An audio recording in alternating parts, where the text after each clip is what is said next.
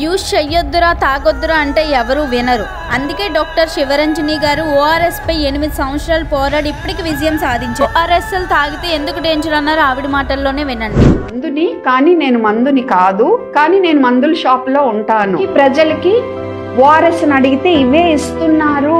ఆ సాయశక్తులా ప్రయత్నిస్తా. And we have won it. They can not only not use ORS, they cannot sell it from today, right now. ఈమె పోరాటానికి కారణం తప్పుడు ఓఆర్ఎస్లు అమ్మడం. మోషన్స్కి, body వీక్నెస్కి ఏ చిన్నది హెల్త్ ఇష్యూ వచ్చినా మనం తాగడమే కాకుండా మన ఇంట్లో చిన్నపిల్లలకు కూడా తాగమని చెప్తాం. మార్కెట్లో డీహైడ్రేషన్ నివారణ పేరుతో అమ్ముతున్న అధిక షుగర్ ఉన్న ఎనర్జీ డ్రింక్స్ ని నిషేధించాలని ఒక అడుగు ముందుకేశారు. నిజమైన ఓఆర్ఎస్ ప్యాకెట్ పైన WHO ఫార్ములా అంటే world health organization and oral dehydration. Next ORS ఎప్పుడు పౌడర్ ఫామ్ లోనే ఉంటుంది. టేస్ట్ సాల్టీ స్వీట్ ఉంటుంది. మెయిన్లీ రియల్ ఓఆర్ఎస్ ప్యాకెట్ పై ఓఆర్ఎస్ ఉంటుంది, నకిలీ దానిపై ఓఆర్ఎస్ఎల్ ఉంటుంది. అండ్ ఫైనల్లీ ప్రతి బిడ్డ ఆరోగ్యాన్ని కాపాడాలని ఆమె లక్ష్యం ఈ రోజుతో నెరవేరింది.